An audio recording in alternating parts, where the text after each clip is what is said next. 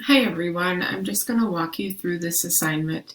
So the first thing you're going to do is you're going to log into iLit. I have the link right here. You should have your username and password saved. You're going to log in and you're going to go to assignments down at the bottom.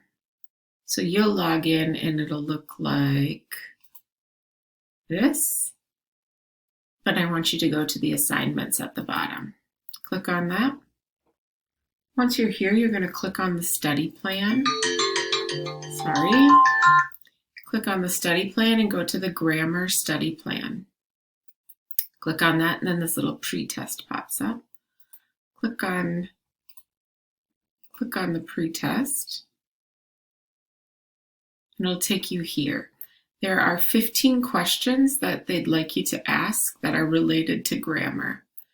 And then once you do this, you, I believe, submit. Yes.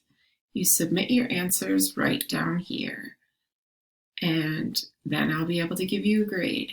I will also be able to tell you what specifically you need to work on in grammar, and not just have you doing whatever I want you to do. So it'll be directed towards you.